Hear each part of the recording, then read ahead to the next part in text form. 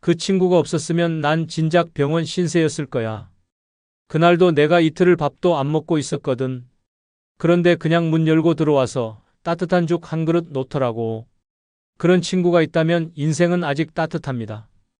돈보다 사람이고 약보다 안부 한마디입니다. 65세가 넘으면 하루하루가 선물이고 그 선물을 빛나게 해주는 건 옆에 있는 사람입니다. 오늘은 그 중에서도 반드시 곁에 두어야 할 5명의 친구를 소개합니다.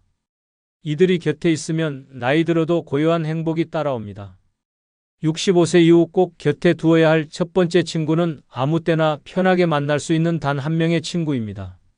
전화했는데 바로 받아주는 사람, 지금 당장 밥 먹자고 했을 때 망설임 없이 나와줄 사람, 그런 친구 한 명만 있어도 노년은 무너지지 않습니다. 외로움은 조용히 찾아와 마음을 파괴합니다. 병보다 빠르고 가난보다 아픕니다. 노인이 되면 자식도 가족도 사회도 점점 멀어집니다. 그때 남아있는 단 한 사람, 그 친구가 곧 삶의 의미가 됩니다. 사람은 누구나 말을 하고 싶어집니다. 슬픈 이야기도 재미없는 일상도 사소한 걱정도 입 밖으로 털어놓고 나면 조금은 가벼워지기 때문입니다. 하지만 그 말을 들어줄 사람이 없을 때 노인의 삶은 정지된 시간 속에서 갇히기 시작합니다.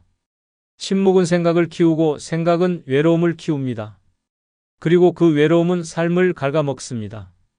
혼자 식사를 하다 문득 울컥하고 TV 속 사연에 괜히 눈물이 나며 문자 하나 없는 휴대폰을 멍하니 들여다보게 되는 그런 하루가 반복될 때 사람은 살아있다는 감각을 잃습니다. 그때 필요한 사람이 말 한마디 섞지 않아도 어색하지 않은 친구 한 명입니다. 어떤 대단한 도움을 주는 친구가 아닙니다. 같이 걷자, 시장 한 바퀴 돌까? 김치 좀 덜어줄까? 이 정도면 충분합니다. 상대를 의식하지 않고 내 민낯 그대로를 보여줄 수 있는 존재.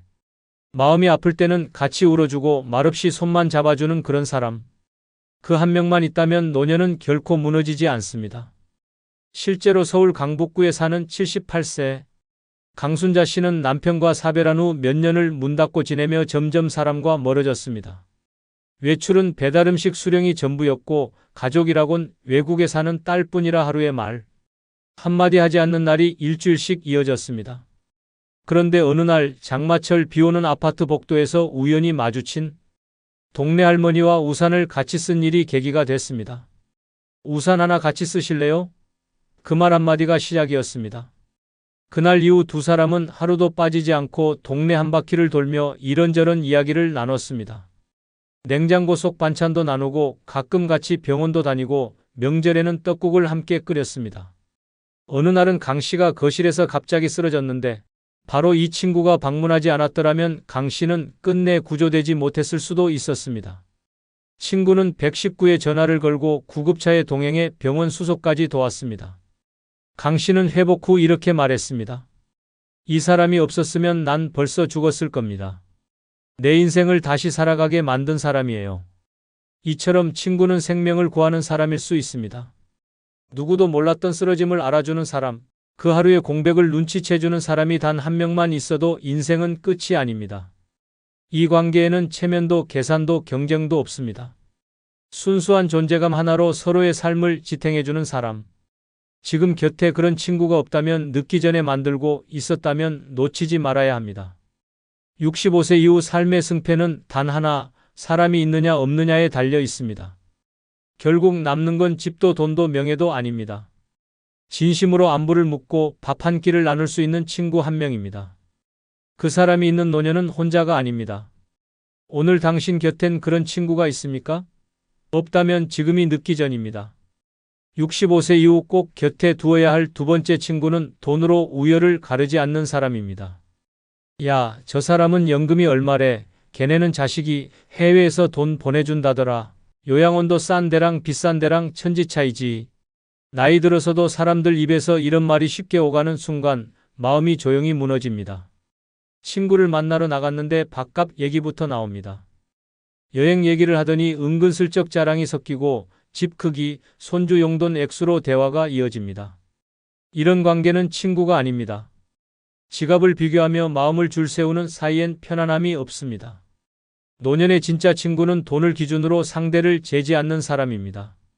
가진 게 많든 적든 밥을 사든 얻어먹든 그런 걸 따지지 않고 여전히 나를 있는 그대로 대하는 사람. 돈 냄새 없는 관계만이 오래갑니다. 사람은 누구나 사정이 있습니다. 누군가는 연금이 든든하지만 자식이 병들어 고통받고 누군가는 월세살이지만 마음만은 평안하게 삽니다. 그런 현실을 들여다보지도 않고 단지 통장, 잔고나 자식의 성공만으로 우위를 나누려는 사람은 결국 마음까지 가난한 사람입니다. 돈 많은 친구가 꼭 나쁘다는 얘기가 아닙니다. 하지만 문제는 돈이 많다는 사실을 드러내며 우위를 점하려는 태도입니다. 밥값을 냈다며 생색을 내거나 자식 자랑을 수시로 하며 넌 뭐하고 사냐는 식의 시선을 보내는 사람은 멀리해야 합니다. 그런 친구와의 시간은 쉼이 아니라 고문입니다. 반면 진짜 친구는 다릅니다. 밥값을 먼저 내고도 다음에 너 사줘 한마디로 끝내고 있습니다. 여행 얘기를 꺼내며 넌 무리하지 말고 가까운 데라도 같이 가자라고 말합니다. 돈 이야기를 하더라도 자랑이 아니라 고민을 나누는 수단일 뿐입니다. 그런 사람과 함께 있으면 돈 얘기를 해도 불편하지 않습니다. 나는 부족하다는 감정이 들지 않고 같이 살아가는 느낌을 받습니다. 경남 진주에 사는 정호선 씨는 74세입니다. 젊을 때 무역업으로 꽤 성공했지만 IMF 때 모든 걸 잃고 지금은 조그마한 임대 아파트에서 혼자 지냅니다. 그런 정 씨에겐 고등학교 동창인 박영태 씨가 있습니다. 박 씨는 서울 강남에서 부동산을 하다 여유 있는 노후를 보내고 있는데 놀라운 건 그 둘이 매주 한 번씩 서로 번갈아가며 만나 단골 백반집에서 밥을 먹는다는 점입니다.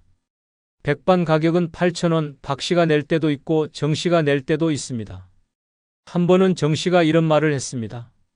영태는 돈이 많아도 나한텐 전혀 그런 티를 안 낸다. 오히려 나보다 더 검소하다. 우리 둘이 50년 넘게 친구로 지낼 수 있는 이유는 그 친구가 한 번도 나를 돈으로 판단한 적이 없기 때문이지. 실제로 박 씨는 명절에도 정 씨를 먼저 챙기고 소소한 선물도 항상 같이 나눈다는 마음으로 보낸다고 합니다. 이런 친구가 있는 정 씨는 누구보다 부유한 노후를 보내고 있습니다. 돈이 아닌 마음의 부유함입니다. 결국 나이 들어 곁에 두어야 할 사람은 내 사정이 달라져도 나를 똑같이 대하는 사람입니다. 가진 것에 따라 태도가 달라지는 사람은 언젠가 그 칼날을 나에게도 겨눌 사람입니다. 반대로 돈보다 사람을 먼저 보는 친구는 인생 끝자락에서도 따뜻한 손을 내밀어 줄 사람입니다. 65세 이후의 인생은 비교가 아닌 인정으로 살아야 편안해집니다. 남과 나를 끊임없이 재며 괴로워하지 말고 그저 있는 그대로를 봐주는 사람과 함께 하십시오. 돈은 언젠가 사라지지만 그런 친구는 끝까지 남습니다. 지금 곁에 그런 친구가 없다면 새로 만들어야 합니다. 나이 들수록 사람은 줄어들지만 진짜는 더 가까워질 수 있습니다. 돈이 아닌 사람을 보는 눈을 가지는 것, 그것이 늙어 행복해지는 첫 걸음입니다. 65세 이후 꼭 곁에 두어야 할 세 번째 친구는 내 허술함을 비웃지 않고 함께 웃어주는 사람입니다. 나이 들면 몸보다 먼저 마음이 느슨해집니다. 문을 잠갔는지 자꾸 확인하고 물건을 어디에 뒀는지 깜빡하고 계산하다 거스름 돈을 틀리기도 합니다. 젊었을 땐 완벽했던 내가 이제는 작은 실수 하나에도 당황하게 됩니다. 문제는 그 실수를 함께한 사람이 나를 어떻게 바라보느냐입니다. 요즘 왜 그래? 정신이 없네. 나이 들었나 봐라는 말 한마디가 마음을 깊이 찌릅니다. 진짜 친구는 다릅니다. 실수를 지적하지 않고 오히려 나보다 먼저 웃어줍니다. 깜빡한 일도 웃음으로 넘기고 허둥지둥하는 내 모습도 귀엽다고 말해줍니다. 내가 나를 미워하지 않게 만들어주는 사람, 그 사람이 있어야 나이 들어도 주눅 들지 않고 유쾌하게 늙어갈 수 있습니다. 나이 들면 모든 게 느려지고 부족해집니다. 잊고 실수하고 헷갈리고 넘어집니다. 그럴수록 곁에 있는 사람의 태도가 내 삶의 질을 결정합니다. 비웃고 면박 주는 사람과 함께하면 점점 입을 닫게 되고 결국 혼자 있으려 하게 됩니다.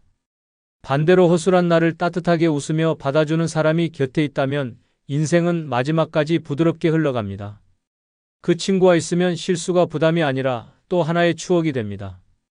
대화의 소재가 되고 시간이 지나 그땐 그랬지 하며 되새길 수 있는 따뜻한 기억이 됩니다. 부산 해운대에 사는 이영부 씨는 76세입니다. 그는 요즘 자기답게 늙어가는 연습을 하고 있다고 말합니다. 얼마 전 시장에 나갔다가 김치 2통을 계산 안 하고 들고 나와버린 일이 있었습니다.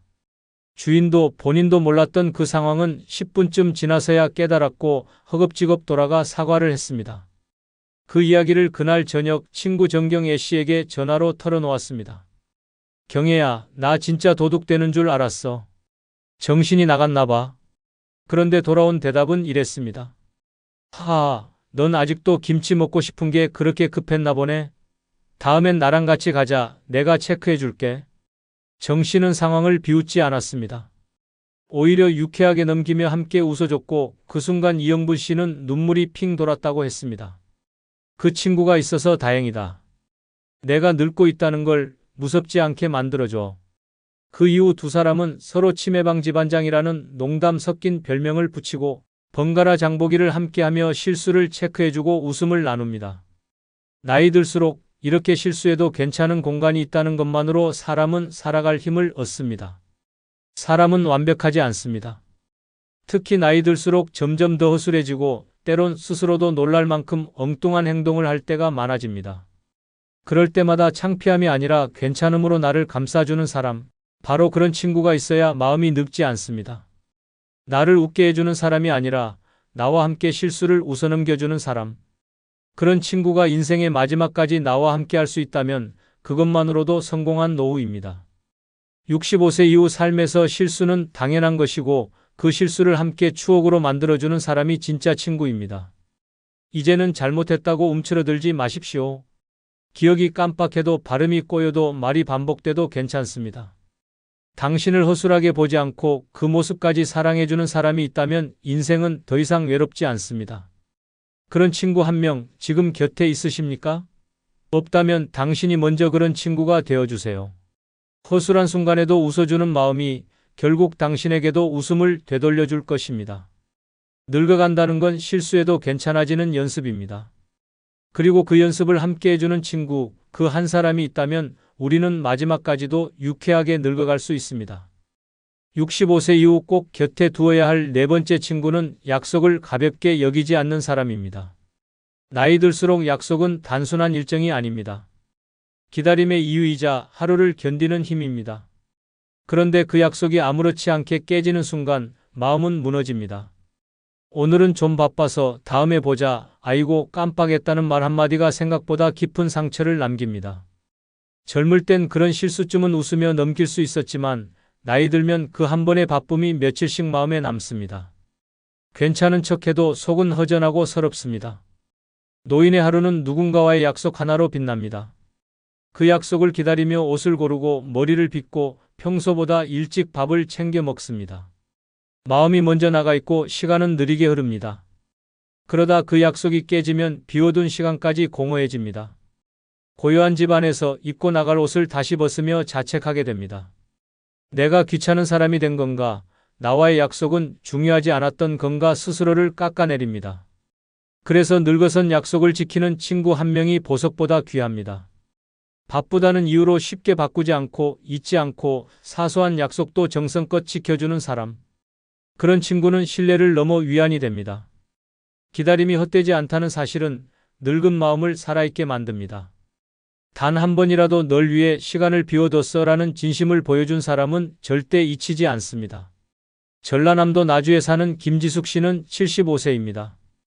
그녀는 20년 전 마트에서 일할 때 만난 친구 이복자 씨와 매달 둘째 주 수요일에 점심을 함께합니다. 둘 다 남편과 사별했고 자식은 외지에 있어 소식을 들을 길도 별로 없습니다. 처음엔 가볍게 시작된 약속이지만 지금은 둘의 삶에서 가장 중요한 행사입니다. 김 씨는 말합니다. 복자랑의 약속은 병원 예약보다 중요해요. 그날이 되면 전날부터 잠이 설쳐요. 옷도 챙기고 메뉴도 미리 생각해요. 그 친구는 한 번도 바뀐 적 없어요.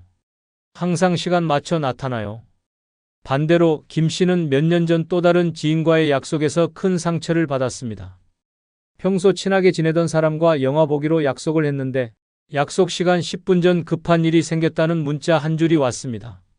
문제는 그게 한 번이 아니라는 점이었습니다. 세 번째쯤 약속이 깨졌을 땐 김 씨는 아예 전화를 하지 않았습니다. 그 사람은 바쁜 거고 나는 그냥 심심한 노인네였던 거죠. 그렇게 인연은 끝났습니다. 친구는 꼭 오래된 사람일 필요 없습니다. 내 시간을 소중하게 여겨주는 사람이 진짜 친구입니다. 늦게 생긴 인연이어도 작고 단순한 약속도 성실히 지켜주는 사람. 이런 사람과 함께 있으면 늙어도 존중받고 있다고 느낄 수 있습니다. 나이 들어 허름한 몸보다 더 아픈 건 나를 대하는 가벼운 태도입니다. 늙어서 마음이 단단해지는 줄 아십니까? 아닙니다. 오히려 더 섬세해지고 더 쉽게 상처받습니다. 특히 나와의 약속이 가벼웠다는 느낌은 그 사람에 대한 실망으로 끝나지 않습니다. 자기 존재에 대한 의심으로 이어집니다. 나는 중요하지 않은 존재구나 하는 생각은 노인을 점점 침묵하게 만듭니다. 그런 상처가 쌓이면 어느 순간 모든 관계를 끊고 혼자 살아가려 합니다. 그것이 고립이고 결국 외로움의 시작입니다. 65세 이후는 약속을 지키는 사람이 곁에 있는가 아닌가로 삶의 질이 달라집니다. 기다리는 사람이 있다는 건 살아있다는 증거이고 누군가와의 약속을 기대하는 마음은 곧 삶의 동력입니다. 지금 당신 주변에 그런 친구가 있습니까? 약속을 미루지 않고 지켜주고 바쁘단 핑계를 대지 않는 사람. 만약 없다면 당신이 먼저 그런 친구가 되어야 합니다. 약속이란 건 시간이 아니라 마음입니다. 나이 들어도 서로를 귀하게 여기는 관계는 단 한 번의 약속 지킴에서 시작됩니다. 그렇게 지켜낸 작은 신뢰가 노년의 외로움을 막아주는 울타리가 됩니다. 그래서 오늘도 기다립니다. 나와의 약속을 소중하게 여겨주는 단 한 사람을. 65세 이후 꼭 곁에 두어야 할 다섯 번째 친구는 혼자 있을 때 먼저 찾아와주는 사람입니다. 그 사람은 꼭 내가 혼자일 때 나타납니다. 이상하게도 외로움이 깊을 때 조용히 문을 두드려줍니다. 이런 친구가 단 한 명이라도 있다면 인생 끝자락이 결코 쓸쓸하지 않습니다. 나이 들어 가장 무서운 건 병도 가난도 아닙니다. 누군가와 함께 있고 싶은데 아무도 내게 연락하지 않는 그 적막함입니다. 낮에는 소음 속에 묻히지만 해가 지고 방 안에 불을 켤 때 비로소 나 혼자라는 사실이 선명해집니다. 그 고요함이 때로는 무섭고 때로는 견디기 힘든 외로움으로 다가옵니다. 가끔은 그냥 누군가의 발자국 소리라도 들리고 싶고 문자가 울리는 소리 하나에도 마음이 흔들립니다. 하지만 대부분의 사람들은 바쁩니다. 친구들도 가족도 각자의 삶에 갇혀 나의 존재를 잠시 잊습니다. 그래서 그때 어떻게 지내? 라고 먼저 안부를 물어주는 사람이 있다면 그건 단순한 연락이 아니라 마음을 살리는 생명의 줄입니다. 서울 은평구에 사는 80세 노정자 씨는 남편과 사별한 뒤 홀로 된 시간이 벌써 12년째입니다. 자식들도 외국에서 살고 있어 명절에도 전화를 받지 못하는 날이 있습니다. 어느 해 겨울 설날 당일에 전화를 기다리며 전기장판을 켜고 하루 종일 누워 있었는데 전화 한 통 울리지 않았습니다. 그날 밤 정자 씨는 눈물이 저절로 흘렀다고 말합니다. 그런데 바로 다음 날 초인종이 울렸습니다. 동네에서 친하게 지내던 교회 친구 김말순 씨가 떡국 한 그릇을 들고 찾아온 겁니다. 어제 혼자셨죠? 그냥 느낌이 그랬어요. 나라도 와야 할 것 같아서. 말순 씨는 거창한 말을 하지 않았습니다. 그저 함께 앉아 밥을 먹고 TV를 보다 돌아갔습니다. 하지만 정자 씨는 말합니다. 그날 그 사람이 안 왔으면 난 아마 며칠 동안 방에서 나오지 않았을 거예요. 사람 마음이란 게 그렇더라고요. 먼저 찾아와주는 그 발걸음 하나가 며칠치의 우울을 날려줘요. 노년의 외로움은 표현되지 않는 순간에 깊어집니다. 누구에게도 말하지 못하고 누구에게도 기대지 못할 때 그 조용한 고립은 점점 사람을 병들게 합니다. 그래서 요즘 조용하네? 한번 얼굴 보자는 말 한마디가 눈물 나도록 고맙게 느껴집니다. 함께 있을 때보다 혼자일 때 곁에 있어주는 사람이 진짜 내 사람입니다. 반면 젊었을 때는 잘 어울리던 친구도 시간이 지나면 연락이 끊깁니다.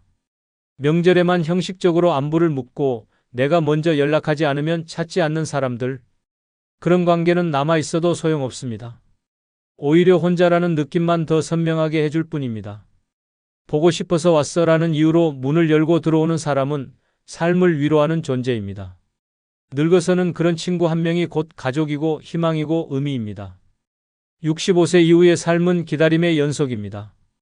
병원 예약날을 기다리고 약국 영업시간을 기다리고 가끔은 자식의 연락을 기다립니다. 그런데 그 기다림 속에 예상치 못한 친구의 방문이 끼어들면 인생 전체가 따뜻해집니다. 그냥 와주는 사람, 아무 이유 없이 얼굴 한번 보러 와주는 사람. 그 사람이 있어야 내 삶도 계속 움직입니다. 이제는 내가 먼저 찾지 않아도 내가 조용할 때 기척을 내줄 사람이 필요합니다. 혼자 있는 시간은 피할 수 없습니다. 하지만 그 시간을 외롭지 않게 해주는 사람은 기억 속에 찾아오지 않고 현실 속에서 문을 두드리는 사람입니다. 당신에게 그런 사람이 있습니까? 없다면 당신이 먼저 그런 친구가 되어야 합니다. 외로움은 어쩌면 막을 수 없는 감정일지 모릅니다. 하지만 누군가가 가만히 곁에 있어주면 그 외로움은 견딜 만한 그늘이 됩니다. 노년은 결국 누가 나를 조용히 찾아와 주는가에 달려 있습니다. 그 사람 한 명이 있다면 삶은 더 이상 고립이 아니라 연결입니다. 그리고 그 연결이야말로 늙은 인생을 따뜻하게 만들어주는 유일한 온기입니다. 엄마는 왜 그렇게 다 퍼주고 살아? 그러다 손해만 보고 혼자 남으면 어떡해? 이런 말 자식 입으로 들을 줄 몰랐습니다. 한평생 가족 위해 희생했고 친구 부탁에 몇 번이고 손 내밀었는데 돌아온 건 피로감과 거리감뿐입니다. 나이 들어 깨닫습니다. 내가 안 아끼고 안 챙기면 누구도 나를 진짜로 챙겨주지 않는다는 걸. 그래서 지금부터는 다릅니다. 가족도 친구도 잠시 내려놓고 오직 나만을 위한 이기적인 삶을 살기로요. 그게 노년에 꼭 필요한 생존 방식입니다. 구독, 좋아요, 알림 설정 누르시면 시작하겠습니다. 가족, 친구 신경 쓰지 말고 이기적으로 살아야 하는 첫 번째 이유는 집 한 채 남겨줘도 욕먹는 게 부모의 현실이기 때문입니다. 어머니가 동생한테만 전세금 더 얹어줬어요. 아버지가 말도 없이 큰형한테 상속을 넘겨버렸어요. 그렇게 끝납니다. 평생을 악착같이 일해 남겨준 집 한 채가 어느 순간 가족 간 분쟁의 씨앗이 됩니다. 정작 집을 물려준 부모는 고맙다는 말 한마디도 못 듣고 남은 자식들 사이에서 뒷말의 대상이 됩니다. 자식은 결코 같은 눈으로 부모의 희생을 기억하지 않습니다. 누가 얼마를 더 받았는지, 누구에게 먼저 줬는지 그 차이에 더 예민해집니다. 결국 남는 건 집도 아니고 고마움도 아니고 서운함과 불만뿐입니다. 노년의 부모가 가장 큰 착각을 하는 순간은 바로 이겁니다. 내가 죽고 나면 이 집이라도 남겨줘야지. 그 집 한 채를 붙들고 본인은 추운 방에서 전기장판에 몸을 말고 삽니다. 자식이 힘들까봐, 형제끼리 싸울까봐 미리 증여하고 양도하고 급기야 자기 살 곳마저 포기한 채 월세로 나가 삽니다. 하지만 그런 희생을 알아주는 자식은 드뭅니다. 오히려 왜 저 사람은 많이 받고 나는 적게 받았느냐, 왜 나에겐 미리 말도 없이 넘겼느냐, 심지어 그 정도밖에 안 남겼냐는 말까지 나옵니다. 충청북도 청주에 사는 79세 권순례 씨는 젊을 때부터 반찬 가게를 하며 딸 셋을 키워냈습니다. 60대 초반 남편과 사별하고 혼자 힘으로 모은 게 아파트 한 채였습니다. 그녀는 큰딸에게 이 집을 미리 증여했습니다. 가장 힘들어 보였고 가까이서 자주 찾아오기도 했기 때문입니다. 그리고 나머지 두 딸에겐 내가 죽고 나면 보험금과 예금으로 균등하게 줄게라고 설명했습니다. 하지만 그 결정은 가족을 갈라놨습니다. 둘째 딸은 말없이 거리를 두었고 막내는 엄마가 편애하신다며 노골적으로 반발했습니다. 명절 모임은 사라졌고 전화 연락도 끊겼습니다. 권 씨는 말합니다. 내 집 하나로 애들이 원수가 됐어요. 내가 잘못한 걸까? 그냥 아무것도 안 했어야 했나 싶어요. 그리고 덧붙였습니다. 이젠 내가 나를 먼저 지켜야겠어요. 더는 누구에게도 미안해하고 싶지 않아요. 이 사례는 특별한 일이 아닙니다. 전국의 수많은 부모가 재산이라는 이름으로 자식 간의 감정을 망가뜨립니다. 그리고 그 피해는 결국 부모 자신에게 돌아옵니다. 엄마는 누굴 더 사랑했나 봐요. 아버지는 늘 형만 생각하셨어. 그 말 속에는 진심보다 금전의 저울이 숨어 있습니다. 현실은 더 냉정합니다. 집 한 채 남긴다고 자식이 고마워하지 않습니다. 그 집을 두고 분쟁이 생기고 오히려 살아생전의 사랑과 기억이 재산에 덮여버립니다. 그 집 엄마가 왜 큰언니한테만 넘겼는지 아직도 이해 안 가. 아빠 돌아가시고 나서 그 집 문제로 우리가 가족인지도 헷갈렸어. 이런 말이 유산 다음에 남는 유일한 기억입니다. 그러니 지금이라도 바꾸십시오. 재산은 남기기보다 나를 위해 써야 할 도구입니다. 내가 편하게 살고 내가 따뜻한 밥을 먹고 내가 누울 침대가 있어야 합니다. 집 한 채 남겨주고 감동받는 시대는 지났습니다.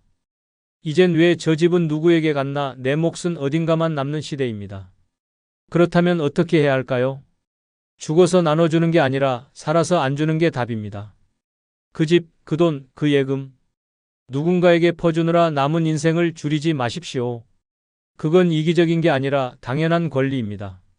오히려 살아있는 동안 내 재산으로 내가 행복하게 사는 모습을 보여주는 게 진짜 교육입니다. 그 모습을 본 자식은 나중에라도 스스로 챙길 줄 압니다. 얻는 법만 아는 자식은 결국 빼앗는 법도 배웁니다. 이기적으로 사십시오. 누구에게도 미안해하지 말고 누구도 기쁘게 하려 애쓰지 마십시오. 집 한 채를 남겨줘도 결국 욕먹는 게 부모의 현실이라면 차라리 그 집에서 내가 먼저 행복하게 살아야 합니다.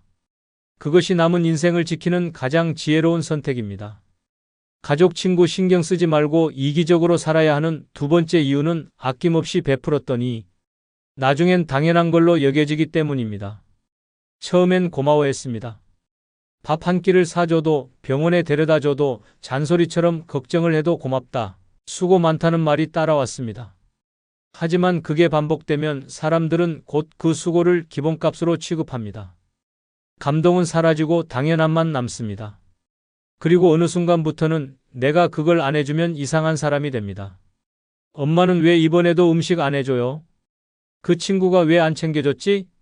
원래 잘하던 사람이었는데. 이렇게 바뀝니다. 잘해준 사람일수록 점점 더 그 역할을 강요받습니다. 그게 바로 늙어서 가장 슬픈 배신입니다.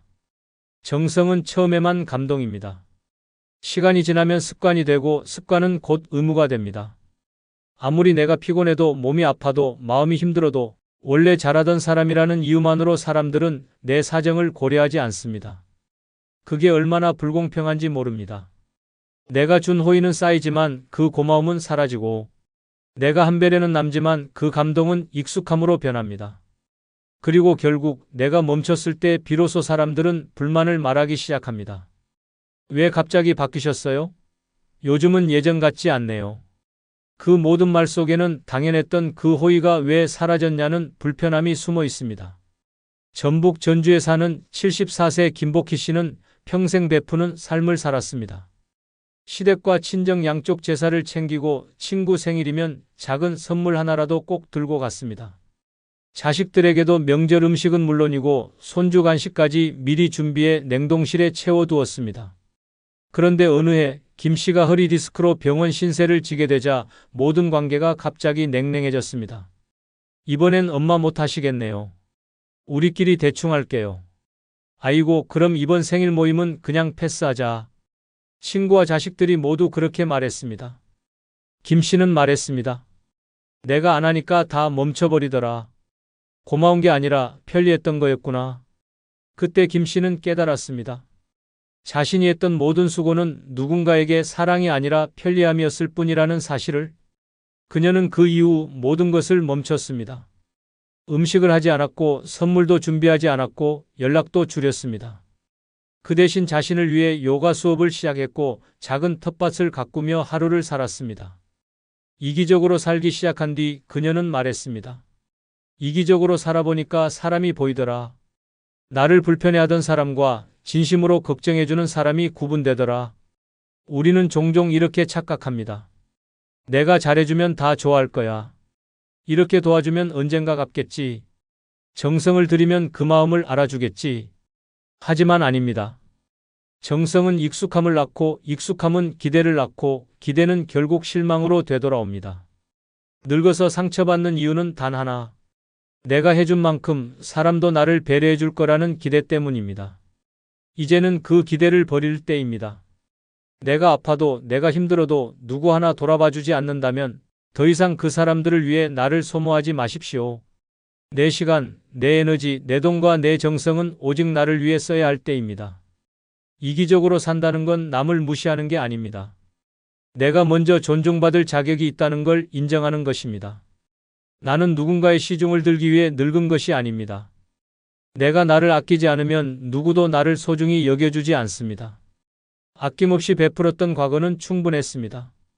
이제부터는 당연한 사람이 아니라 소중한 사람으로 살아야 합니다. 그러기 위해선 나부터 나를 소중히 대하는 법을 배워야 합니다. 지금부터라도 내 정성과 마음을 나에게 돌리십시오. 그게 바로 늙어도 무너지지 않는 사람으로 사는 길입니다. 가족, 친구 신경 쓰지 말고 이기적으로 살아야 하는 세 번째 이유는 마음을 줘도 배신당하는 일이 너무 많기 때문입니다. 한때는 정성은 통한다고 믿었습니다. 진심을 다하면 언젠가는 알아줄 거라 생각했습니다. 그래서 불편해도 참고 서운해도 웃으며 넘겼습니다. 명절엔 먼저 연락하고 친구 생일은 잊지 않고 챙기며 자식들에게도 늘 헌신했습니다. 그런데 결과는 어땠습니까? 마음을 준 만큼 돌려받기는커녕 오히려 더 깊은 상처가 돌아오는 일이 많았습니다.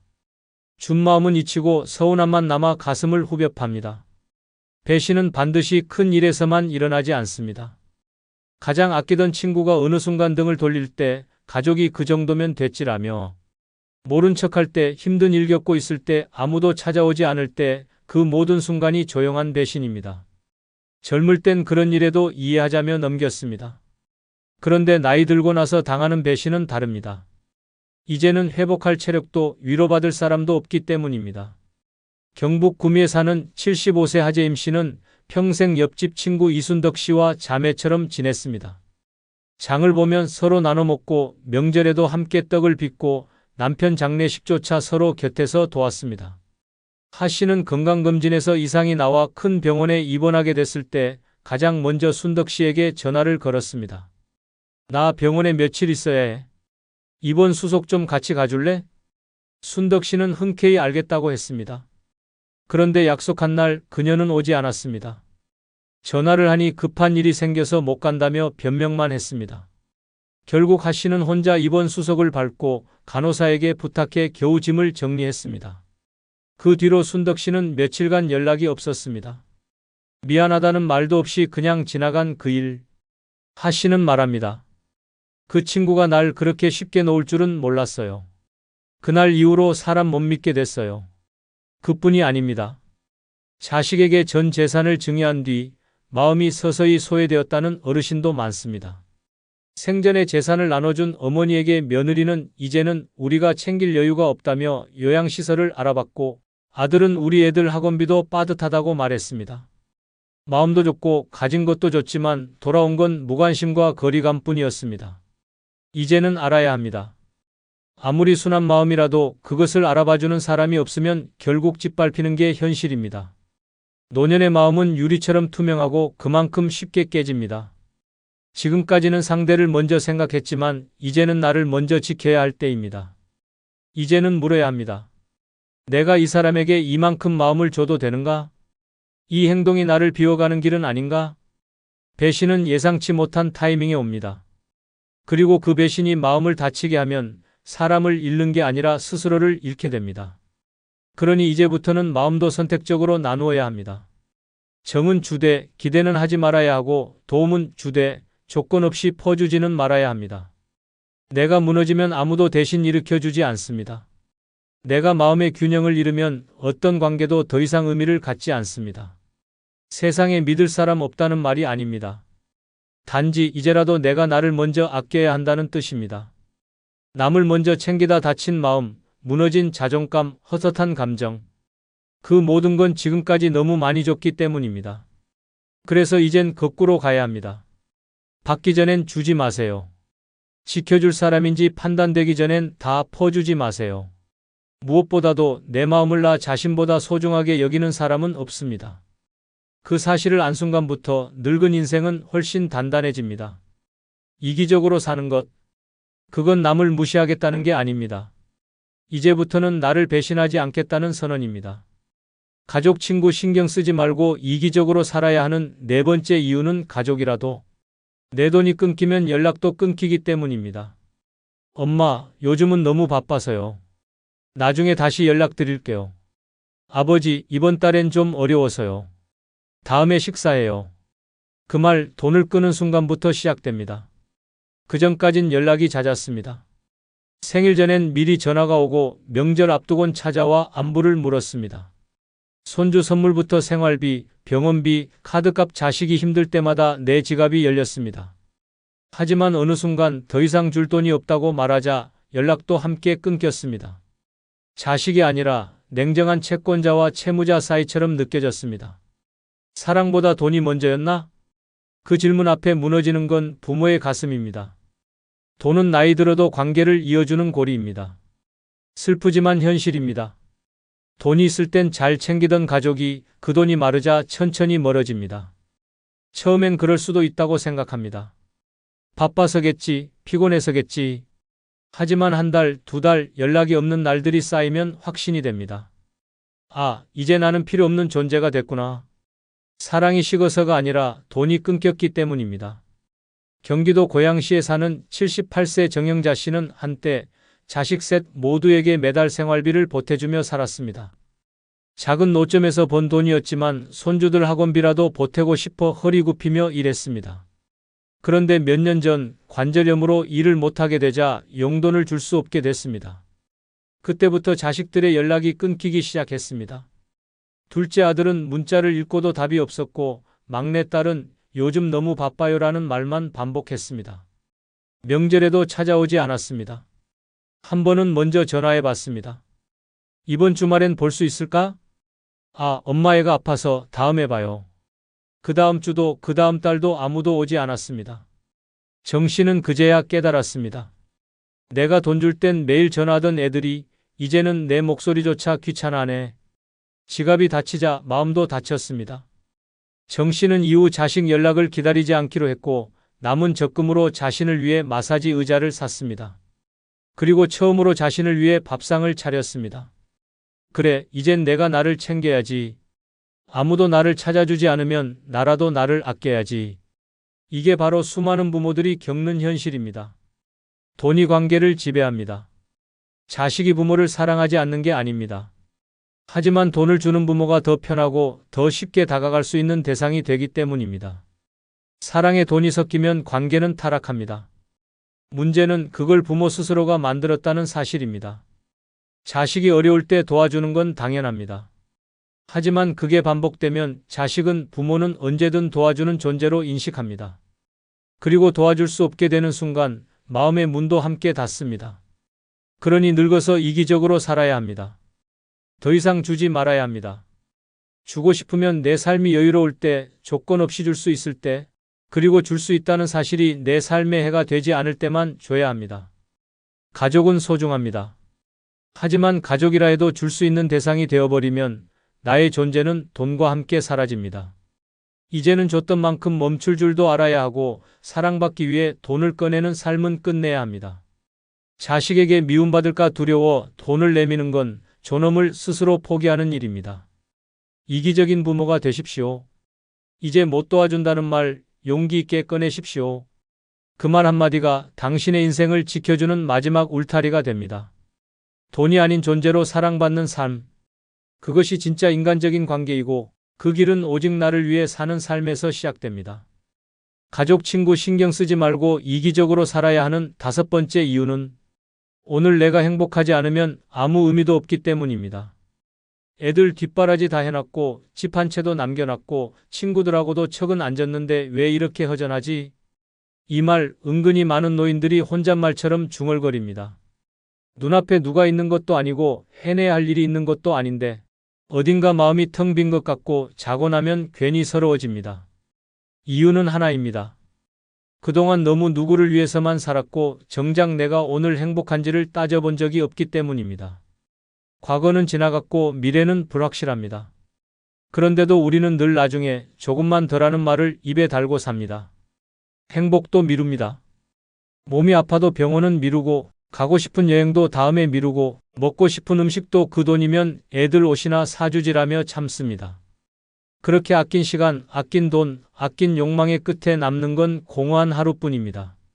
서울 양천구에 사는 76세 이정분 씨는 남편 없이 두 자녀를 키워냈습니다. 남의 식당에서 일하며 등록금과 결혼자금까지 마련했고 퇴직 후에도 손주들 등하교를 도왔습니다. 그녀는 늘 말했습니다. 나는 욕심 없어요. 애들 잘 되면 됐지. 하지만 몇 달 전 건강검진 결과에서 심장 이상 소견을 받고 입원했을 때 병원 침대에 누운 그녀의 입에서 처음 나온 말은 이거였습니다. 내가 뭐 하려고 그렇게 애썼지 난 한 번도 나를 위해 살아본 적이 없네. 그녀는 퇴원 후 바뀌었습니다. 매일 1시간 산책을 하고 혼자 레스토랑에 가서 파스타를 시켰습니다. 책을 읽고 노래를 듣고 친구들과 여행을 계획했습니다. 그녀는 웃으며 말합니다. 지금이 제일 좋아요. 매일 오늘만 생각하면서 살아요. 어차피 그게 진짜 내 거니까요. 그렇습니다. 오늘 행복하지 않으면 아무것도 남지 않습니다. 과거에 잘 살았던, 돈을 많이 벌었던, 사람들에게 칭찬받았던 그 모든 건 지나간 기록일 뿐입니다. 기록으로는 마음이 채워지지 않습니다. 지금 이 순간 내가 무엇을 하고 있는지, 내가 지금 웃고 있는지, 그게 노년의 전부입니다. 그리고 그 행복은 절대 남을 위한 삶에서 나오지 않습니다. 자식이 잘 돼도 내 속은 허전할 수 있고 친구가 많아도 내 가슴은 시릴 수 있습니다. 행복은 오직 내가 나를 위해 쓴 시간에서만 생깁니다. 내가 좋아하는 걸 하고 내가 좋아하는 사람을 만나고 내가 원하는 곳에 가는 그 선택에서만 생깁니다. 이기적으로 살라는 말이 낯설게 들릴 수 있습니다. 하지만 이기적으로 살지 않으면 언제나 누군가의 기대에 맞추느라 내 감정을 억누르게 됩니다. 그게 쌓이면 마음이 고장납니다. 그리고 그 마음의 틈은 아무도 알아주지 않습니다. 어르신은 늘 밝으셔서 그런 줄 몰랐어요.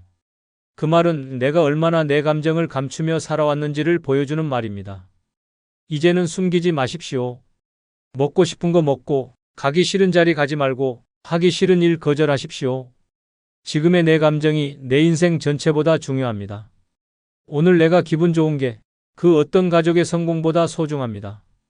가족도 좋고 친구도 좋지만 그 누구도 당신 대신 오늘을 살아주지 않습니다. 그러니 오늘만큼은 이기적으로 사십시오. 밥 한 끼도 내가 먹고 싶은 걸로, 시간도 내가 원하는 대로, 돈도 내 기분을 위해 쓰십시오. 그렇게 사는 하루가 쌓여야만 늙어도 행복한 사람이 됩니다. 지금 웃을 수 없다면 내일도 의미 없습니다. 오늘 행복한 선택을 하십시오. 그것이 남은 인생을 가장 반짝이게 만드는 첫걸음입니다. 형이 어떻게 그럴 수가 있어? 엄마 간병 내가 다 했잖아. 너희는 전화 한 통 없었잖아. 그래도 유산은 반반이야? 그게 형제야? 부모가 돌아가고 나서야 진짜 형제 자매의 민낯이 드러났습니다. 어릴 땐 그렇게 서로 챙겨주던 사이였는데 이제는 카카오톡 프로필조차 보기 싫은 존재가 되어버렸습니다.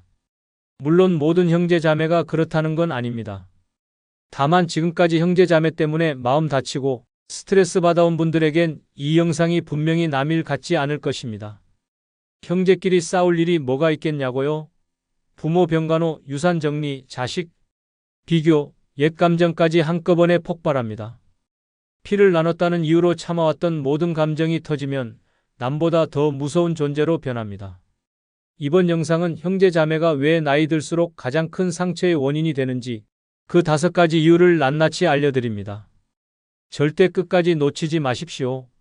구독, 좋아요, 알림 설정 하시면 시작하겠습니다. 아울러 많은 분들에게 공유도 부탁드립니다. 나이 들수록 형제 자매가 남이 되는 첫 번째 이유는 어릴 적 서열과 역할이 평생 굴레가 되기 때문입니다. 사람들은 착각합니다. 피를 나눈 형제니까 나이 들어도 언제든 의지할 수 있을 거라고. 하지만 현실은 반대입니다. 형제라는 이름 아래 묶인 역할과 비교, 기대와 서운함은 시간이 흐를수록 더욱 뿌리 깊은 갈등이 됩니다.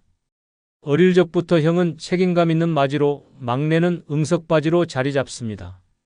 이런 역할은 세월이 흘러도 사라지지 않고 오히려 나이 들수록 더욱 선명하게 되살아납니다. 어머니 병간호는 늘 큰딸 몫이고 명절상 차리는 일도 당연히 누나 몫입니다. 막내는 넌 아직 애야라는 말에 평생 철없는 취급을 받습니다. 반대로 장남은 뭐든 결정하고 책임져야 한다는 무언의 압박에 시달립니다. 젊었을 땐 참고 넘겼지만 나이 들어 병들고 약해지면 이 역할은 짐이 되고 감정의 골은 깊어집니다. 결국 서로가 서로를 불편해하고 남보다 더 남이 됩니다. 심지어 형제끼리 돈 문제가 생기면 그 관계는 걷잡을 수 없게 됩니다. 부모 유산 분배, 간병비 부담, 제사 참여 같은 민감한 문제에서 쌓인 감정은 폭발합니다. 피를 나눈 사이라 더 쉽게 상처 주고 더 깊이 원망하게 됩니다. 형제는 서로의 고통을 알아야 할 사이가 아니라 내가 왜 그랬냐며 평가하고 공격하는 사이가 되어갑니다. 서울 중계동에 사는 76세 이재호 씨는 외동딸을 키우며 혼자 살아왔습니다. 형제는 무려 5. 어릴 땐 북적이고 정 많던 집이었지만 어머니가 돌아가시고 유산 문제가 얽히면서 모든 게 바뀌었습니다. 어머니는 본인 돌보던 둘째 아들에게 전 재산을 넘겼고 이걸 알게 된 형제들은 한순간에 서로를 원망하기 시작했습니다. 내가 혼자 챙긴 거잖아. 우린 부모 얼굴도 자주 못 뵀는데 넌 왜 다 가져가? 처음엔 말싸움이었고 점점 큰형과 막내 사이에 고성이 오갔습니다. 결국 명절에도 얼굴을 보지 않고 부모 제삿날에도 제각각 따로 음식을 차렸습니다. 그 이후로는 연락이 끊겼습니다. 가족 단체방도 없어졌고 사소한 안부 전화조차 사라졌습니다. 특히 둘째 형은 마음에 깊은 상처를 입었습니다. 그때 그렇게 말할 줄은 몰랐어. 어릴 때 나 아프다고 너희가 손 붙잡고 울던 모습이 아직 기억나는데 이젠 남보다 더 낯설다. 결국 그는 형제들 번호를 전부 차단했고 이재호 씨 역시 이렇게 말했습니다. 형제는 어릴 땐 친구 같지만 나이 들면 낯선 감정의 씨앗이 됩니다. 그냥 지나간 추억 속 사람으로 두는 게 마음 편하더라고요. 가장 깊은 상처는 낯선 이에게서 오는 게 아닙니다. 진짜 아픈 말은 가장 가까운 사람에게서 나옵니다. 그리고 그 가까운 사람이 어느 순간 내 감정을 함부로 휘두르는 존재가 됩니다. 형제는 남보다 더 많은 기억을 공유한 사이이지만 바로 그 기억이 노년에는 고통의 뿌리가 되기도 합니다. 형제라는 이름은 의무가 아닙니다. 과거는 과거일 뿐 그 관계가 나를 아프게 한다면 끊는 것도 선택입니다. 가족이라는 이유로 끌려다니지 마십시오. 피보다 마음이 먼저입니다. 지금 나를 불편하게 만드는 형제 자매라면 그건 이미 남입니다. 그 인연이 나를 갉아먹고 있다면 이제는 내려놓을 시간입니다. 나이 들수록 형제 자매가 남이 되는 두 번째 이유는 돈 앞에서 피보다 이익을 먼저 따지기 때문입니다. 그래도 형제인데 설마 돈 때문에 틀어질까? 이런 생각 이제는 순진한 겁니다. 현실은 훨씬 더 차갑습니다. 부모가 남긴 땅 한 평, 예금, 몇 천만 원 앞에서 형제는 피를 나눈 사이가 아니라 계산기를 두드리는 경쟁자가 됩니다. 유산, 간병비, 상속세, 재산 정리 문제만 나오면 그동안 쌓아왔던 감정 따위는 하루아침에 뒤집힙니다. 내가 더 챙겼다, 넌 한 푼도 안 냈다는 말들이 오가고 그 순간부터 형제는 남보다 더 지독한 원수가 됩니다. 심지어 문제는 돈 그 자체가 아니라 불공평하다는 감정입니다. 누군가는 부모 곁에서 희생하며 병간호를 해왔고 누군가는 멀리서 전화 한 통 없는 채 살아왔습니다. 그러다 부모가 돌아가시고 갑자기 모든 걸 반반 나누자고 나서면 내가 뭘 위해 희생했는데라는 분노가 폭발합니다. 반대로 아무것도 하지 않았던 형제는 그게 내가 좋아서 한 거잖아라는 뻔뻔한 말로 응수합니다. 이때부터 감정은 회복 불가능한 수준으로 틀어집니다. 형제끼리 돈 문제가 얽히면 단 한 사람이라도 손해봤다고 느끼는 순간 모든 관계가 깨집니다. 그리고 무서운 건 이 상처는 시간이 지나도 아물지 않습니다. 겉으론 아무 일 없는 척해도 속으론 내가 언젠가는 갚아줄 거야라는 분노와 서운함이 남습니다. 명절에도 서로 눈을 피하고 조문도 따로따로 갑니다. 남보다 못한 사이로 변하는데 걸리는 시간은 단 몇 분이면 충분합니다. 부산 해운대에 사는 79세 김춘식 씨는 여동생 둘과 남동생 한 명이 있습니다. 아버지가 돌아가신 후 어머니가 치매에 걸리면서 본인이 10년 가까이 병간호를 해왔습니다. 병원비, 요양보호사 월급, 약값, 심지어 기저귀 비용까지 모두 김 씨가 부담했습니다. 하지만 어머니가 돌아가신 후 놀라운 일이 벌어졌습니다. 남동생이 갑자기 유산 분할을 요구하며 변호사를 선임한 것입니다. 어머니 이름으로 되어 있던 아파트와 예금이 법적으로 4등분이 되어야 한다는 주장이었습니다. 김춘식 씨는 말했습니다. 10년을 지옥처럼 살았습니다. 제 돈으로 어머니를 돌봤고 제 손으로 목욕도 시켰습니다. 그때 그들은 한 번도 오지 않았습니다. 그런데 이젠 돈을 나눠달랍니다. 결국 재산을 나누게 되었고 그날 이후로 김 씨는 형제들과 연락을 끊었습니다. 심지어 조카 결혼식 청첩장이 왔을 때도 그대로 찢어버렸습니다. 그쪽 사람들과는 이제 아무 인연 없습니다. 돈 때문에 사람을 잃었지만 오히려 마음은 편해졌습니다. 이처럼 돈은 사람의 본심을 들춰냅니다. 형제라는 이름으로 얽혀 있어도 결국 자신의 몫을 먼저 따지는 순간 진짜 모습이 드러납니다. 그리고 그 순간부터는 아무리 화해를 시도해도 마음의 금은 이어지지 않습니다. 특히 나이 들어 외롭고 약해질수록 이 갈등은 더 크게 다가옵니다. 피를 나눴는데 이럴 수 있나? 라는 배신감은 더 깊은 상처로 변하고 결국 스스로 마음을 닫게 됩니다. 돈 문제는 인간관계의 진짜 민낯을 드러냅니다.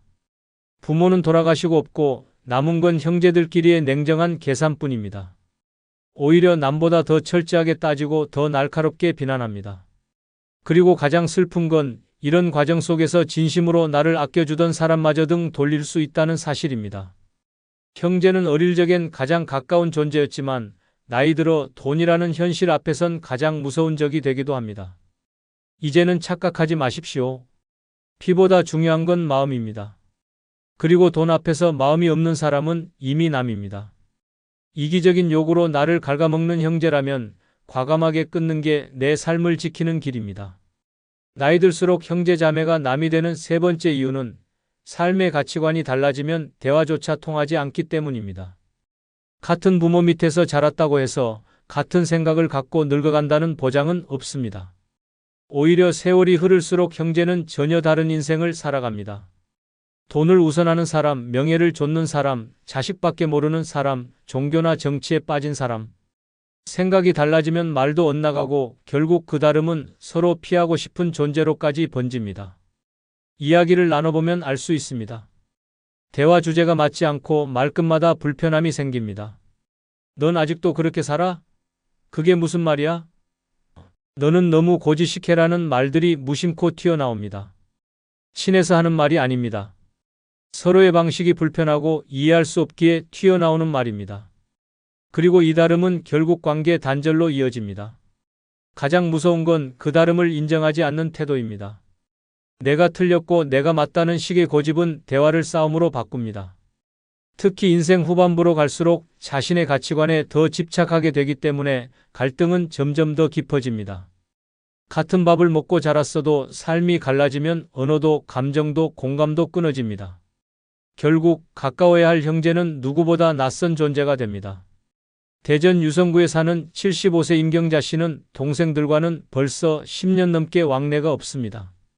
처음엔 아무 일 아니었습니다. 아버지 제사를 앞두고 모임을 하던 중 둘째 동생이 이제 시대가 바뀌었는데 제사 좀 줄이자고 말했습니다. 이에 대해 임 씨는 부모님께 그렇게 말하지 말라며 강하게 반발했고 막내는 누나가 너무 옛날 사람이라며 불쾌함을 드러냈습니다. 거기서 끝났어야 했지만 이후 모임에서 정치 이야기가 나오자 더 큰 갈등이 터졌습니다.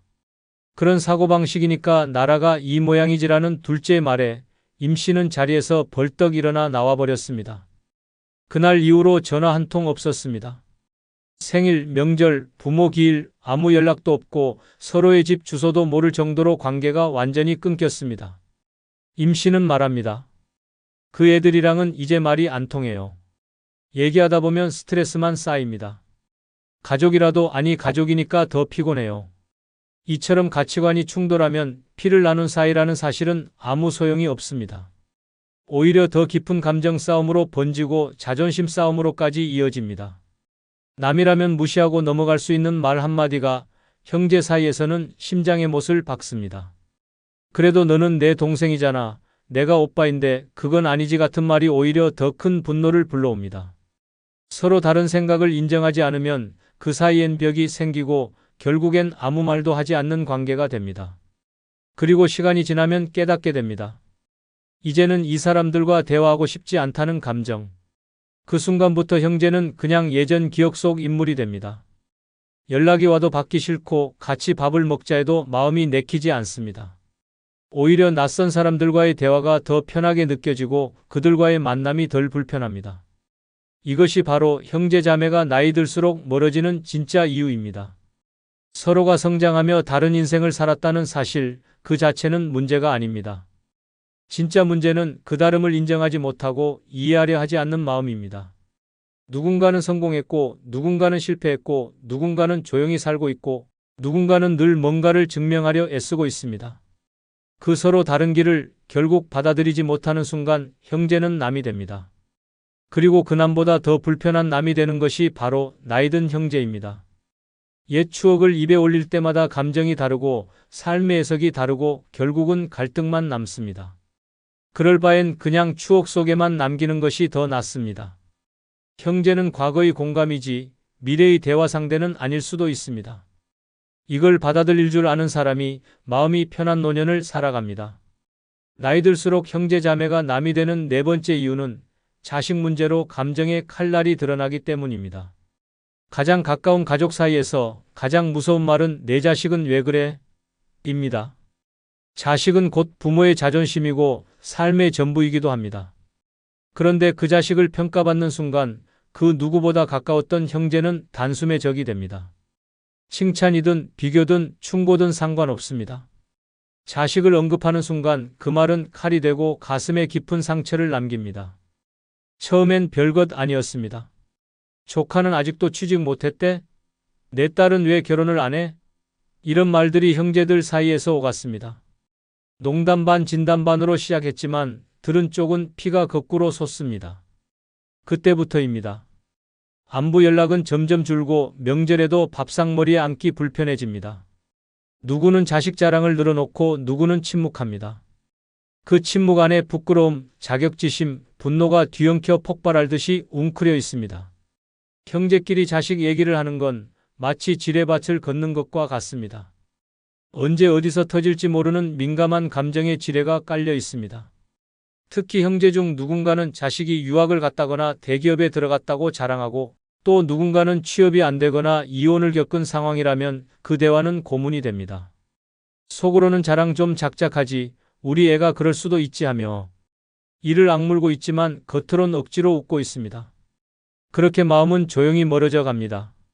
강원도 춘천에 사는 78세 박순자 씨는 여동생 셋과 사이가 좋았습니다.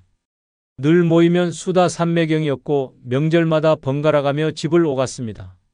하지만 모든 게 바뀐 건 막내딸의 이혼 소식이 퍼진 이후였습니다. 둘째 동생이 애를 그렇게 키웠으니 당연한 결과 아니야? 라고 말한 게 발단이었습니다.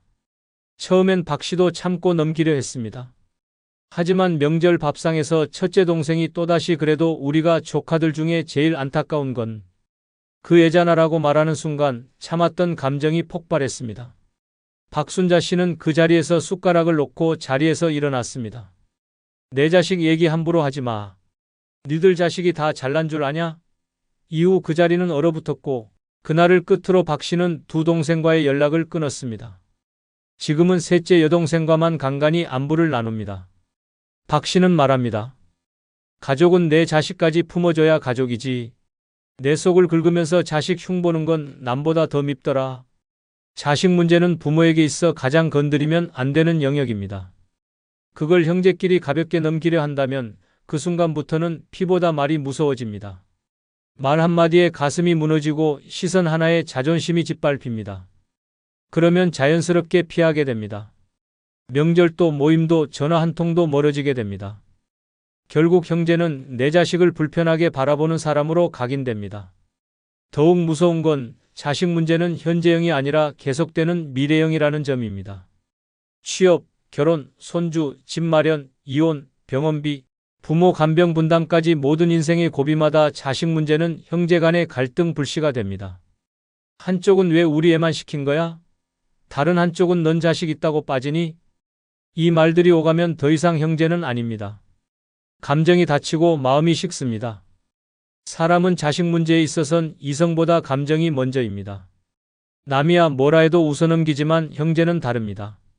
나를 아는 사람이, 내 고통을 겪은 사람이 내 자식까지 평가한다는 사실은 감정을 찢어놓습니다. 그래서 결국 나이 들수록 자식 이야기는 금기어가 되고 그 금기를 깬 형제는 남이 됩니다. 이제는 깨달아야 합니다. 자식 문제로 무너지는 관계는 다시 쌓기도 어렵고 쌓을 필요도 없습니다. 그 사람과 만나면 마음이 불편하고 자식 이야기가 나오면 속이 상한다면 더 이상 그 관계는 유지할 이유가 없습니다. 형제라고 다 품을 수는 없습니다. 자식을 품지 못하는 형제는 결국 내 삶에서 멀어져야 할 사람입니다. 피보다 더 강한 건 감정입니다.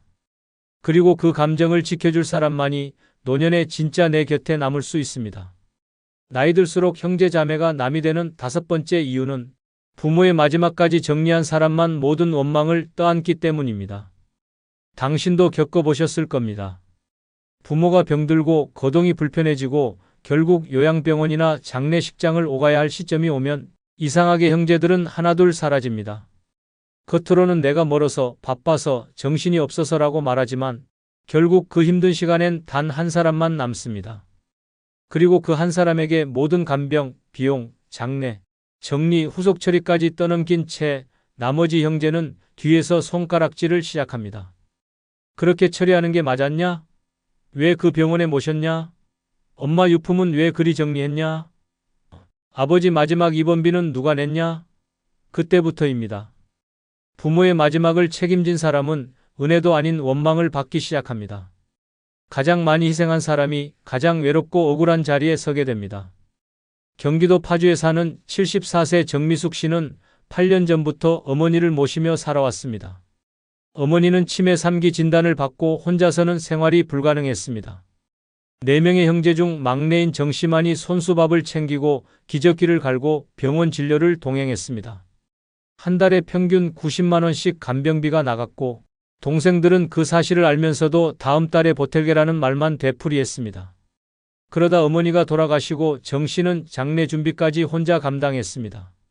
그제서야 형제들이 장례식장에 나타났습니다. 그리고 충격적인 말을 던졌습니다. 왜 엄마 유언장을 정리 안 했냐? 집 정리는 왜 내가 마음대로 했냐? 돈 쓴 내역 영수증 다 모아와라. 그 순간 정 씨는 울고 싶었습니다. 내가 뭘 잘못했는지 모르겠다는 말이 입 밖으로 새어나왔고 형제들은 서로 얼굴을 붉히며 다퉜습니다. 결국 정 씨는 어머니의 사망 이후 형제들과 연락을 끊었습니다. 통화는 물론 문자도 차단했습니다. 피를 나눈 사이였지만 마음은 다 남이었다는 말을 마지막으로 남기고 지금은 조용히 혼자 지냅니다. 정 씨는 말합니다. 내가 다 책임졌는데 돌아온 건 고맙다는 말이 아니라 왜 그렇게 했냐는 따가운 말뿐이었다. 이젠 가족이고 뭐고 믿지 않는다. 이처럼 부모의 마지막을 정리한 사람은 형제들 사이에서 잔소리 듣는 사람, 뒤끝 남는 사람, 책임 떠하는 사람으로 남습니다. 그 순간부터 사랑은 없고 의심과 불신만 남습니다. 그렇게 마음의 문은 닫히고 형제는 남이 됩니다. 형제 사이가 갈라지는 건 큰 사건이 아닙니다. 부모의 죽음 앞에서 드러나는 무책임과 뻔뻔함, 그리고 그걸 혼자 감당한 사람에게 던지는 싸늘한 말 한마디가 관계를 파괴합니다. 누구도 그동안의 희생은 기억하지 않고 남은 재산과 의무만 가지고 계산기를 두드립니다. 형제는 함께 부모를 보내야 할 사람이지만 현실은 다릅니다. 누군가는 말없이 책임지고 누군가는 뒤에서 평가하며 누군가는 아예 얼굴조차 비추지 않습니다. 그리고 끝나고 나면 그 침묵의 죄책감은 오히려 억지주장으로 뒤바뀝니다. 그때 왜 내게 한마디 상의도 안 했냐? 엄마가 원한 건 그게 아니었을 거다는 말은 모든 걸 감당한 사람을 절망에 빠뜨립니다. 결국 나이 들수록 우리는 깨닫게 됩니다. 가족이라는 이름이 모든 것을 덮어주지 않는다는 걸, 피를 나눴다고 해서 마음까지 나눈 건 아니라는 걸, 부모를 떠나보낸 그 순간 남은 건 추억이 아니라 상처이고 형제는 의지처가 아니라 감정을 짓누르는 존재일 수 있다는 걸 부모의 마지막을 정리한 사람만이 알게 됩니다. 가장 힘들었지만 누구도 알아주지 않는 그 시간 속에서 진짜 외로움이 무엇인지, 그리고 그 외로움 속에서 가장 먼저 등을 돌린 존재가 바로 형제였다는 사실을, 이것이 나이 들수록 형제 자매가 남이 되는 이유입니다. 누구보다 가까웠지만 누구보다 낯설게 변해버리는 이유입니다. 엄마, 요즘 어디 안 나가세요? 그냥 나가봤자 뭐해? 같이 갈 사람도 없는데. 혼자서도 재밌게 다니는 사람 많다던데요? 이런 대화를 나눠보신 적 있습니까? 노년의 외로움은 단순히 혼자라는 사실에서 오는 게 아닙니다. 하고 싶은 게 있는데 안 하는 것, 갈 수 있는데 안 가는 것, 결국 스스로를 가둬두는 순간 외로움은 뿌리를 내립니다. 하지만 삶은 지금 이 순간에도 우리를 부르고 있습니다. 지금부터 소개할 6가지 방법은 아무도 없어도 외롭지 않고 혼자 있어도 당당한 삶으로 이끄는 비밀입니다. 영상을 끝까지 보시면 그 방법을 분명히 알게 되실 겁니다. 구독, 좋아요, 알림 설정 누르시면 시작하겠습니다. 아울러 많은 공유 부탁드립니다. 노년의 외로움을 없애는 뜻밖의 첫 번째 방법은 익숙한 노선의 버스를 끝까지 타보며 작은 모험을 하는 것입니다.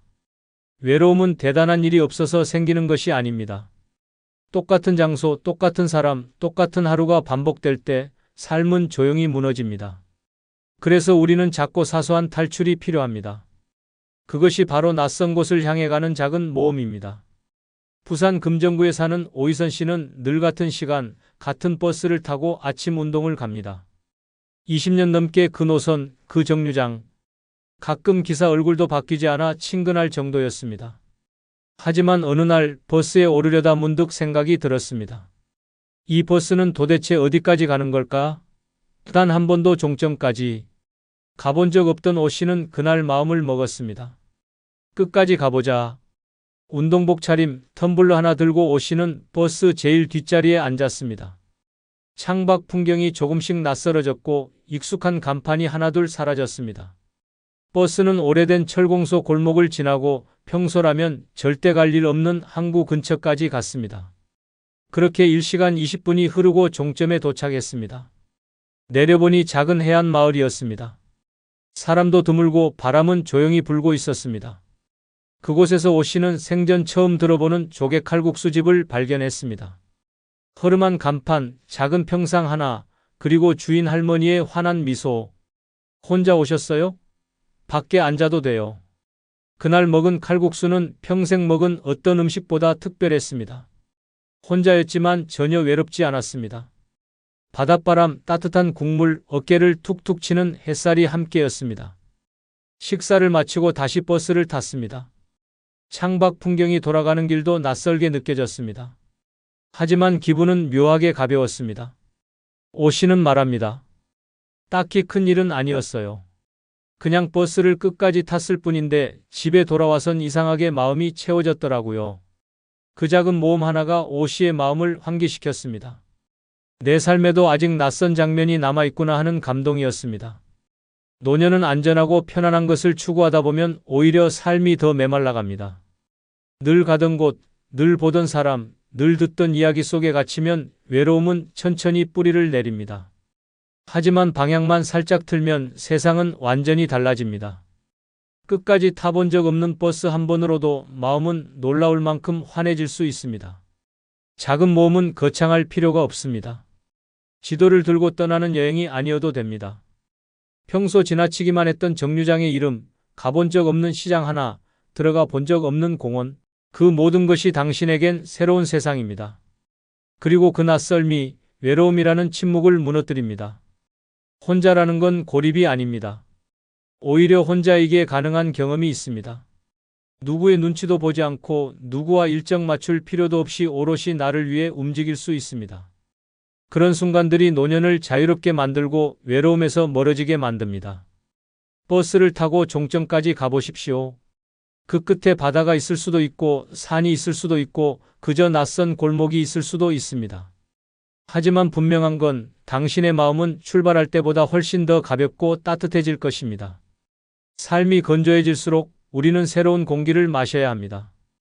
그 공기를 찾아 떠나는 가장 쉬운 방법, 오늘 타는 버스를 종점까지 타보는 것입니다. 그렇게 당신은 노년의 외로움을 유쾌하게 이겨내는 첫걸음을 내딛게 됩니다. 노년의 외로움을 없애는 뜻밖의 두 번째 방법은 내가 좋아하는 풍경을 보러 멀더라도 떠나는 것입니다. 보기만 해도 가슴이 탁 트이는 풍경, 마음이 고요해지는 그 장소를 찾아가는 일. 이 단순한 행동 하나가 외로움과 허무함을 이겨내는 강력한 해독제가 됩니다. 문제는 대부분의 어르신들이 멀다는 이유로, 돈 든다는 핑계로, 괜히 무리다는 생각으로 마음만 품고 떠나지 못한다는 것입니다. 경기도 이천에 사는 정순희 씨는 젊은 시절부터 바다를 좋아했습니다. 파도 소리를 들으면 불면이 사라졌고 수평선을 보면 속이 편안해졌습니다. 하지만 결혼과 육아, 자식 뒷바라지로 바다는 언제나 TV 속 풍경으로만 남아 있었습니다. 그렇게 시간이 흘러 어느덧 환갑을 넘겼고 남편은 세상을 떠났으며 자식들은 제각기 삶을 살아가고 있었습니다. 정 씨는 하루하루 집에만 갇혀 지냈습니다. 밥맛도 없고 입은 옷도 벗은 옷도 구분 없는 무채색의 날들. 특히 저녁이 되면 텅 빈 집이 더 적막하게 느껴졌고 가끔씩은 내가 왜 사는 걸까라는 허무감에 눈물이 맺혔습니다. 그러던 어느 날 우연히 TV에서 동해안 겨울바다 풍경이 나왔습니다. 매서운 파도와 찬바람 속에서도 그곳엔 생기가 있었습니다. 정씨는 화면을 보며 중얼거렸습니다. 나도 저기 한 번은 가고 싶다. 다음 날 그는 생애 처음으로 혼자 여행이라는 걸 계획했습니다. 스마트폰도 익숙하지 않았지만 버스 예매 앱을 천천히 배우고 숙소도 직접 찾아 예약했습니다. 멀어서 못 가가 아닌 멀지만 가보자는 말로 마음을 바꾼 것이었습니다. 출발하는 날 자식들에겐 알리지도 않았습니다. 말하면 말릴 테니까요. 정씨는 작고 가벼운 배낭 하나 메고 동해로 떠났습니다. 겨울바다는 거칠었고 바람은 매서웠지만 그의 마음은 너무도 따뜻했습니다. 작은 횟집에서 따끈한 매운탕을 먹고 해안도로를 걷다가 발에 찬 조약돌을 하나 주워 주머니에 넣었습니다. 파도 소리를 들으며 숙소 침대에 누웠을 때 정씨는 오랜만에 웃었습니다. 살아있구나, 내가. 그렇게 다녀온 2박 3일은 평생 기억에 남을 선물이 되었습니다. 그 뒤로 정씨는 틈만 나면 지도를 펼칩니다. 이번엔 전주 한옥마을? 아니면 남해? 다랭이 마을? 그렇게 나를 위해 떠나는 여정이 반복될수록 외로움은 조금씩 뒷걸음질 쳤습니다. 그리고 어느새 주변 사람들도 말했습니다. 요즘 얼굴 좋아지셨어요. 뭔가 표정이 밝아졌어요. 정씨는 말합니다. 그냥 좋아하는 걸 보러 다니니까요. 외로움을 견디는 건 단지 사람을 만나는 것만이 해답이 아닙니다. 오히려 사람보다 더 위로가 되는 풍경, 말은 없지만 모든 걸 들어주는 자연이 있습니다. 그리고 그 자연은 당신이 직접 찾아가야 만날 수 있습니다. 멀다고 포기하지 마십시오. 멀기 때문에 오히려 그만큼 보상이 큽니다. 노년의 외로움은 혼자여서가 아니라 아무것도 보지 않고 느끼지 않기 때문에 깊어지는 것입니다. 보고 싶은 풍경을 마음속에만 간직하지 마십시오. 길을 나서십시오. 그 길 위에 외로움을 밀어낼 기쁨이 기다리고 있습니다. 노년의 외로움을 없애는 뜻밖의 세 번째 방법은 자식보다 나를 먼저 챙기는 용기를 내는 것입니다. 평생 자식 먼저, 자식 중심, 자식 걱정으로 살아온 분들에게 이 말은 낯설고 심지어 불효처럼 느껴질 수도 있습니다. 하지만 그 생각이야말로 외로움을 자초하는 가장 큰 덫입니다. 이제는 내가 주인공이어야 합니다.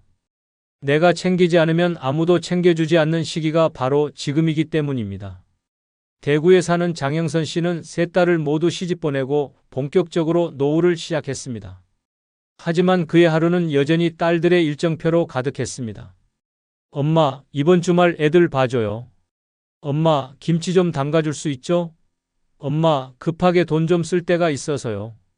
자식들의 요청은 대부분 부탁이지만 그 말투엔 당연함이 묻어 있었습니다. 장 씨는 한 번도 거절한 적이 없었습니다. 그게 부모의 의무라 생각했기 때문입니다. 하지만 어느 날 그에게 진짜 외로움이 찾아왔습니다. 감기 몸살이 심하게 와서 끙끙 앓던 날 전화기를 붙잡고도 어느 누구에게도 연락하지 못했습니다. 애들 바쁠 텐데 괜히 걱정 끼치지 말자. 결국 병원도 혼자 갔고 약국도 혼자 들렀으며 이틀 동안 누워 찬밥에 물 말아 먹으며 버텼습니다. 그제서야 그는 깨달았습니다. 내가 이렇게까지 헌신했지만 아무도 나를 먼저 챙기지 않는구나라고. 그 뒤로 그는 단단히 결심했습니다. 이제부터 나를 먼저 챙기겠다고. 처음엔 딸들이 당황했습니다.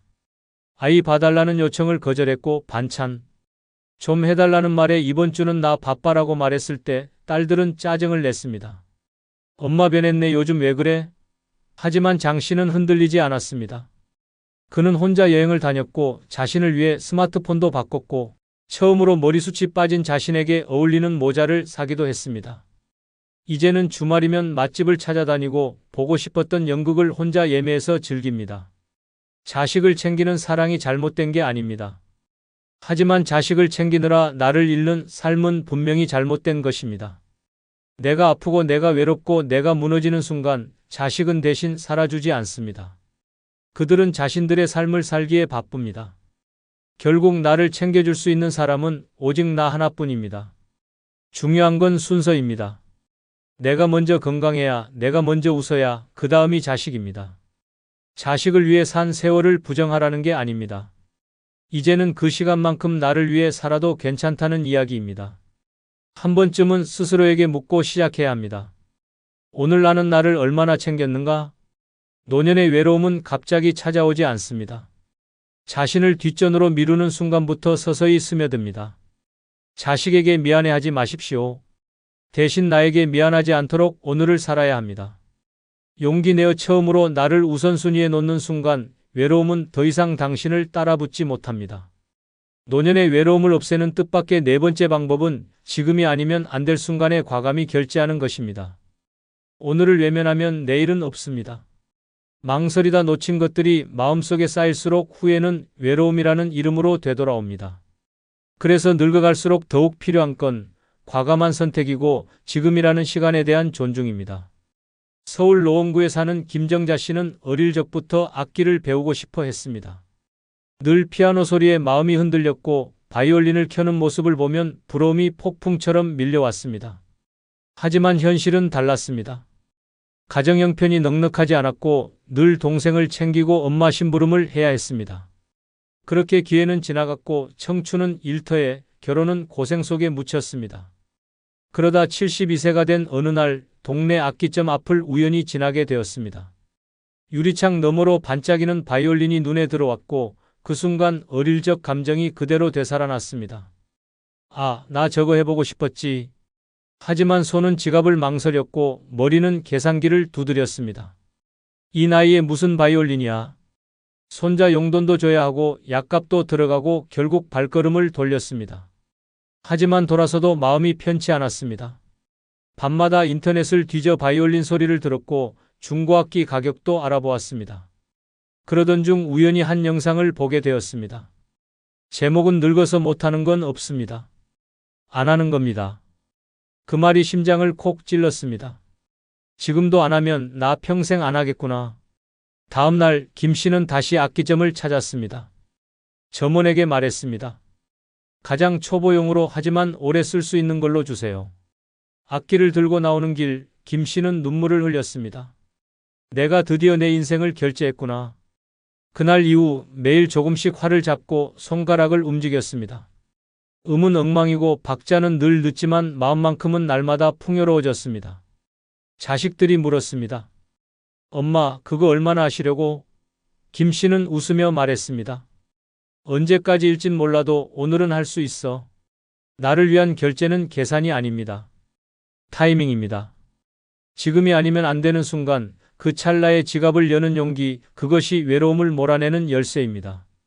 많은 이들이 조금만 더 싸게 살 수 있을 때, 좀 더 여유가 생기면을 기다리다 결국 아무것도 갖지 못한 채 노년을 맞이합니다.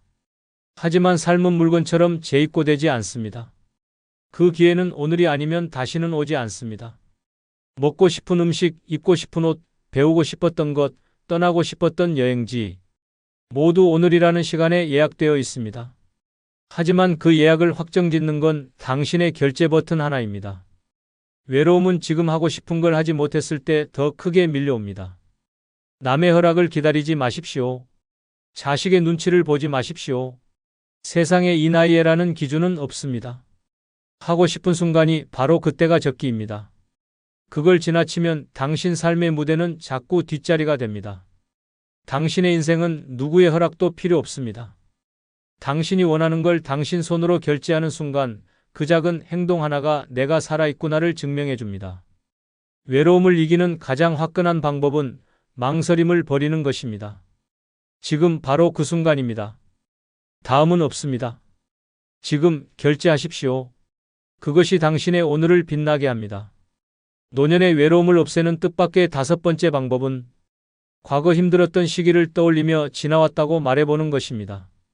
그 짧은 말 한마디가 마음속 깊은 고립과 외로움을 녹이는 열쇠가 됩니다.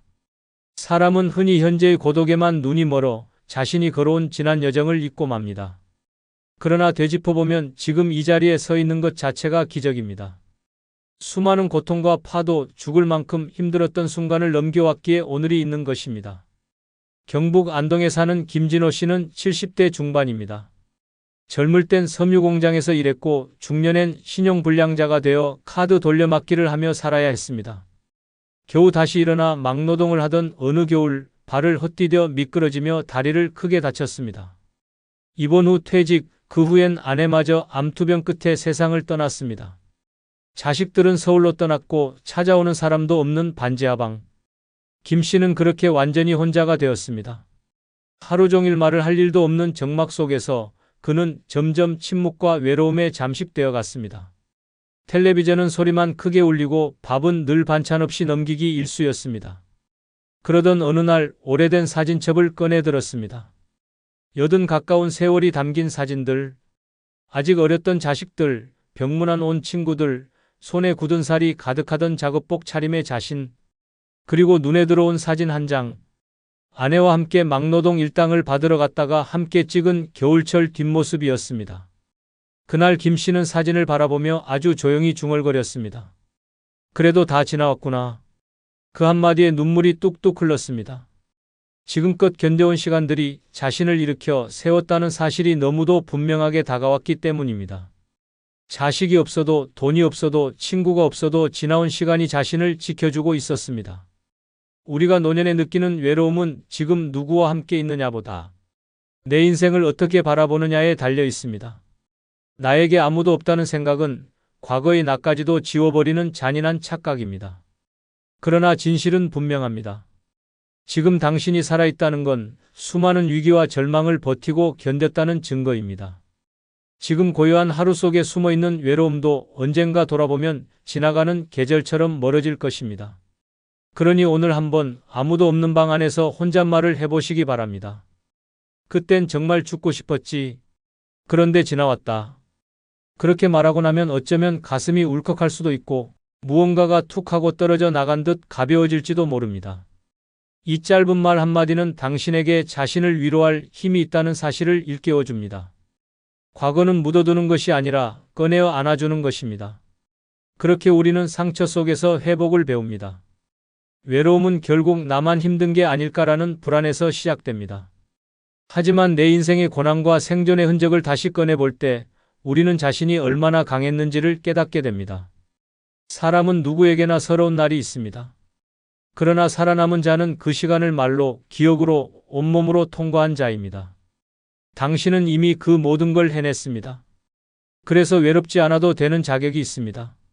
오늘이 비록 고요하고 텅 빈 하루라 해도 당신의 인생은 뜨겁고 굵직하게 지나왔습니다.